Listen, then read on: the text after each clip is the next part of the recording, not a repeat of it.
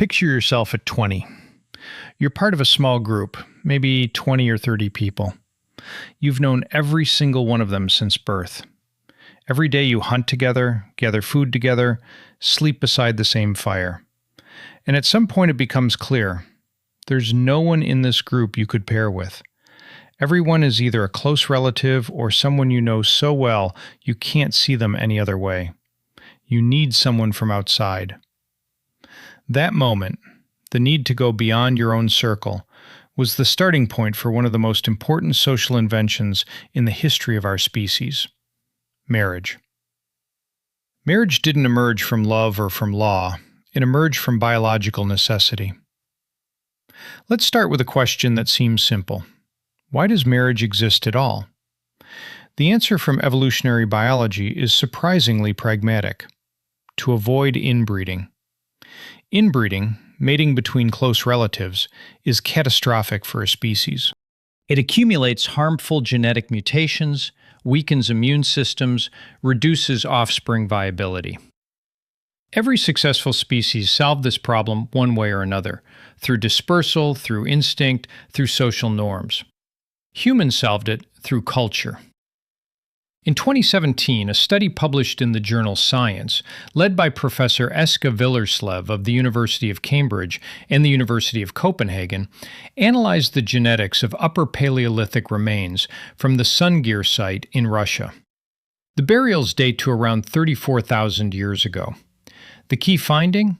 The people buried together were, at most, second cousins. Even two children buried head-to-head in the same grave were not closely related. 34,000 years ago, humans were deliberately avoiding close kin marriages. This isn't instinct, it's a cultural solution. What does this mean? It means that social mechanisms already existed to regulate who could pair with whom. Professor Marta Mirazón-Lar of the Leverhulme Center for Human Evolutionary Studies at Cambridge explains, at some point, early human societies changed their mating system into one in which a large number of the individuals that form small hunter-gatherer units are non-kin. This is fundamentally different from other primates. In most primate species, one sex stays in the birth group, the other migrates. In humans, it's more complex. Humans created deliberate networks of partner exchange between groups. Deliberate exchange is already an agreement between families, between groups. That's the prototype of marriage. Now, what does anthropology tell us about what this actually looked like? Robert Walker and colleagues at the University of Missouri published a major study of hunter-gatherer marriage practices in PLOS I in 2011, analyzing 190 societies worldwide. A few key findings. First, arranged marriages, where parents or close kin select a partner, go back at least to the first modern human migrations out of Africa. That's at minimum 50,000 to 60,000 years of history. Second, in 80% of hunter-gatherer societies studied, some form of exchange between the families of bride and groom existed, bride service or bride price. Third, polygyny, one man having multiple wives, was rare. In most societies, the proportion of polygynous marriages was low. Monogamy, or something close to it, was the norm.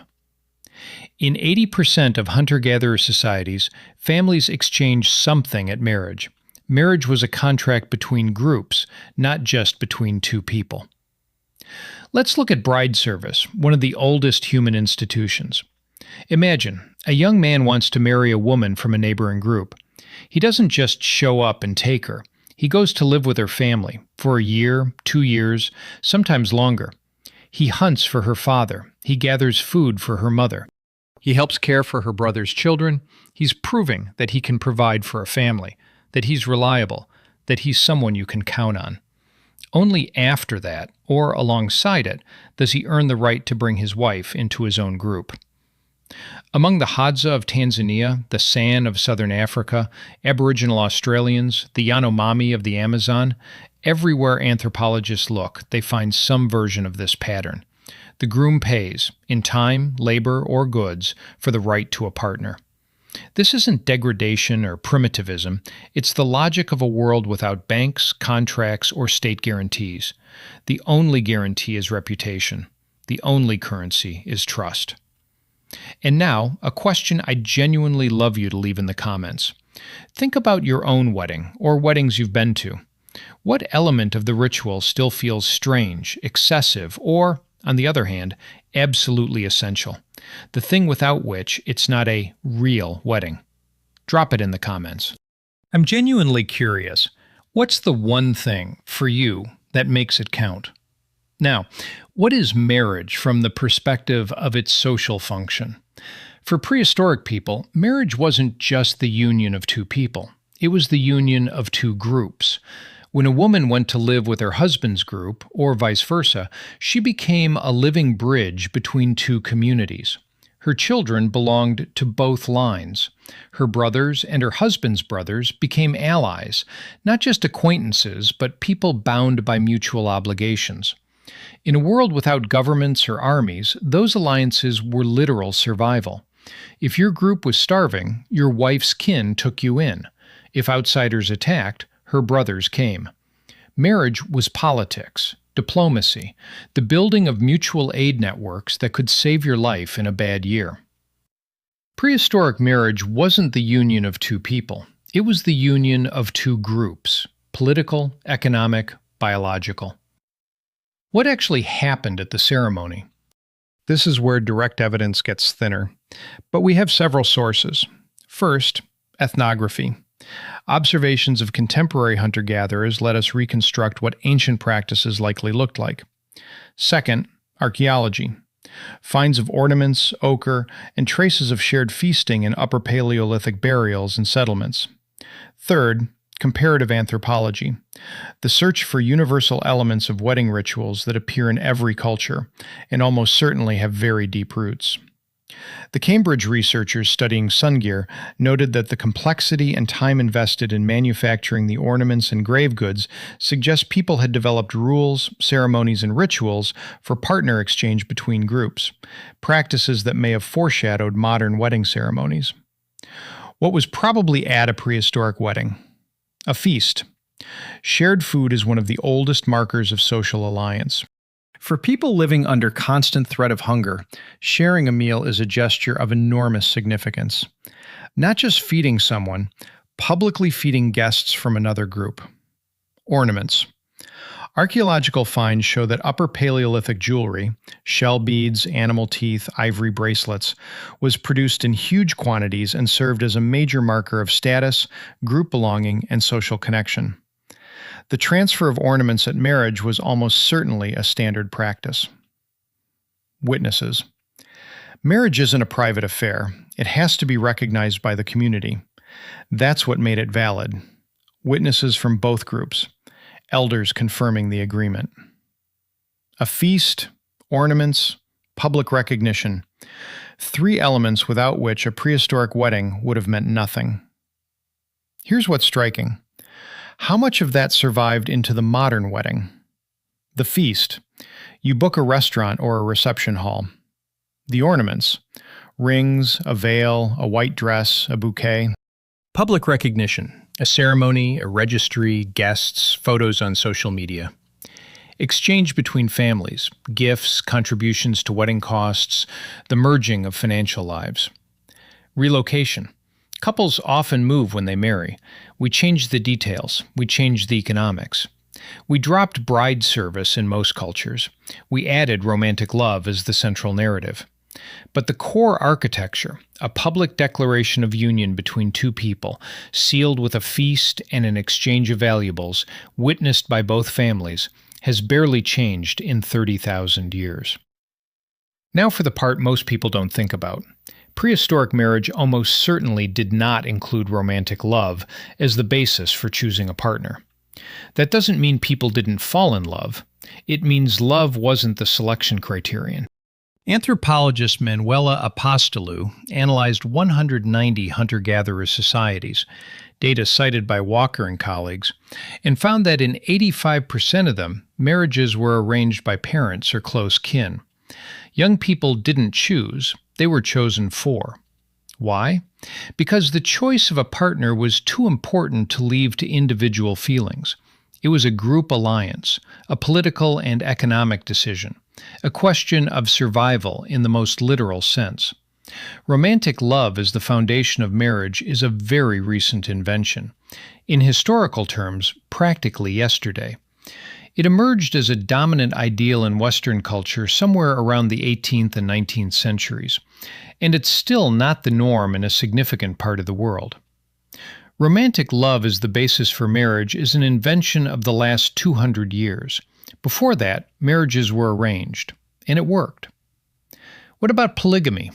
Anthropology gives a surprising answer here. Most human cultures in history have permitted polygyny, one man having multiple wives. That's true, but it doesn't mean most people lived that way. Walker and colleagues found that in 87% of hunter-gatherer societies studied, fewer than 20% of men were in polygynous marriages. Polygyny was permitted, but rarely practiced. Why? Economics. Supporting multiple wives requires enormous resources.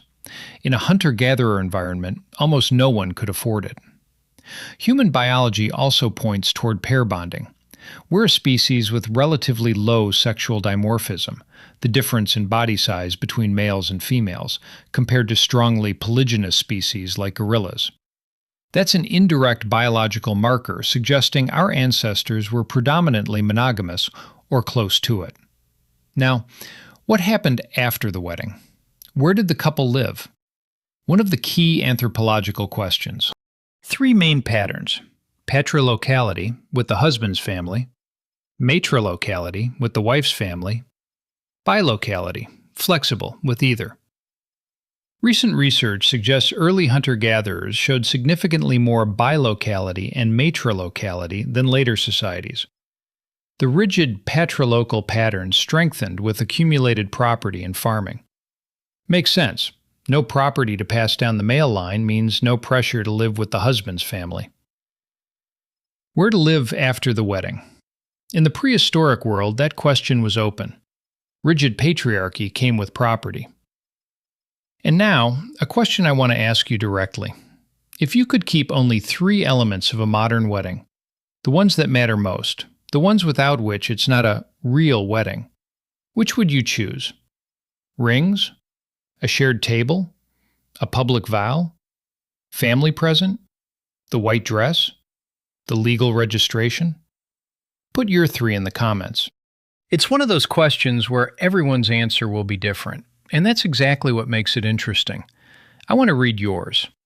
Let's go a bit deeper on a few things that don't get enough attention. First, exogamy as technology. The rule, "don't marry your own," exogamy, became by all evidence one of the first universal social laws in human history. The incest taboo exists in some form in every known human culture. It's one of the very few genuine cultural universals. But why a law, and not just instinct? Because in humans, unlike most animals, the group is large enough that instinct doesn't fire automatically. In a group of 30 people, a few are non-kin, and they might be attractive. The law compensated for the weakness of instinct. Villerslev, commenting on the Sungear data, puts it directly. The data suggest inbreeding was being purposely avoided.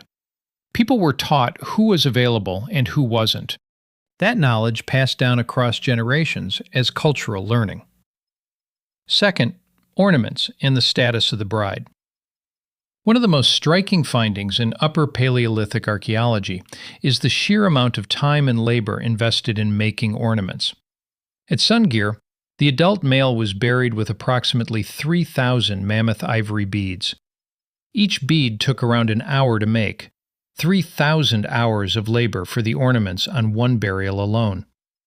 Ornaments in this context aren't about aesthetics. They're a concentrated expression of status, belonging, and social connection. If they played that role in death, they almost certainly played no smaller role at a wedding, the most public event in a person's life. The transfer of ornaments at marriage, from one family to another, is the transfer of status, identity, and belonging. The wedding ring is a direct descendant of that practice. The wedding ring is a direct descendant of the ornaments exchanged at marriage 30,000 years ago. Third, marriage as an identity boundary. Arnold van Gennep, whose framework of transition rituals we discussed in the episode on teenagers, described marriage as a classic rite of passage. 3 phases: separation, the bride dies as a daughter; liminality, she's temporarily between statuses, neither daughter nor wife; incorporation, she enters a new status, wife, member of a new group.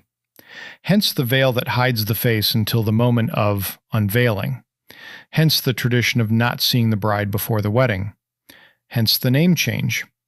Hence the color white as a symbol of transition, not just purity. All of these are status shift markers, and they work in the brain exactly as designed. They create a clear boundary between before and after. Fourth, Neanderthals and marriage. Back to Villerslev's research. One of the most intriguing details is the comparison with Neanderthals. Genomic analysis of a Neanderthal individual from the Altai Mountains, who died around 50,000 years ago, showed that inbreeding was not avoided. Their parents were likely close relatives. The researchers cautiously suggest the existence of cultural systems for regulating mating may have been one of the factors that allowed Homo sapiens to outcompete Neanderthals. A small hunting group embedded in a wide network of allied groups is a fundamentally different survival system from an isolated group. Marriage, literally, may have helped us win the evolutionary race. To sum up, prehistoric marriage wasn't a romantic ritual. It was survival infrastructure. It solved 4 problems simultaneously. Genetic, avoiding inbreeding through systematic partner exchange between groups. Economic, creating mutual obligations between families through bride service or bride price.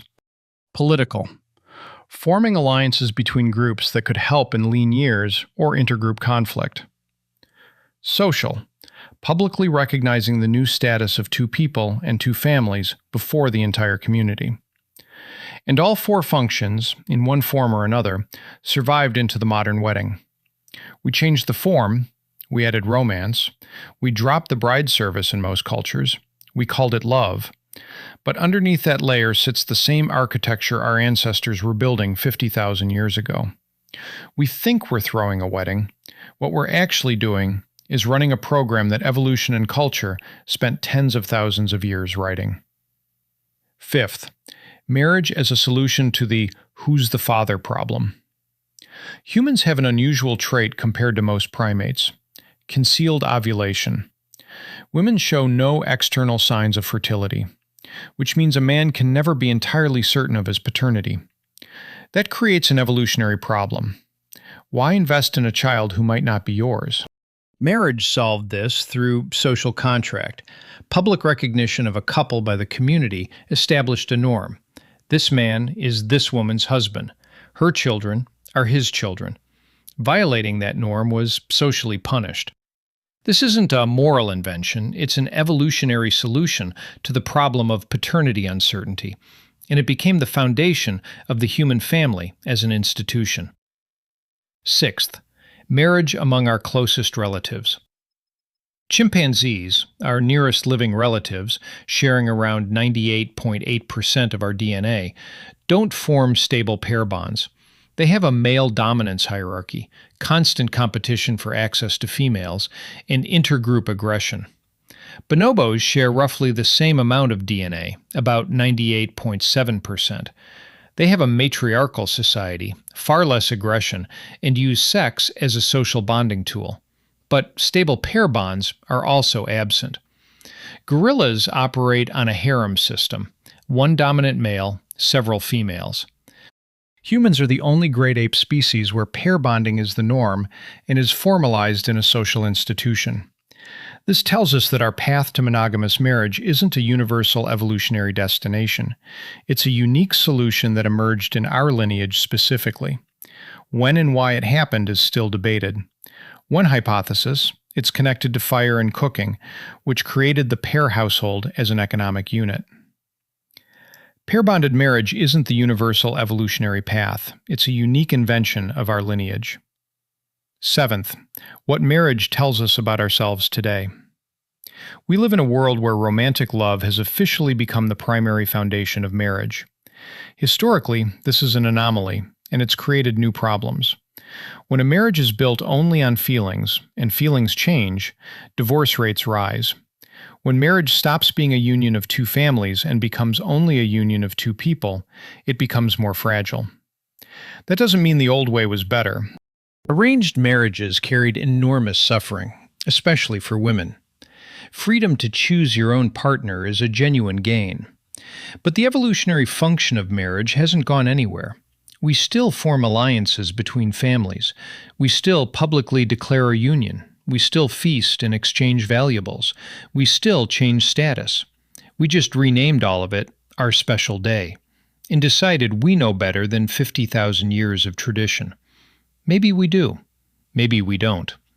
And one last thing, small but important. Why does the wedding still matter so much to us psychologically? Because it does what all rites of passage have done since they first existed. It creates a clear boundary between before and after.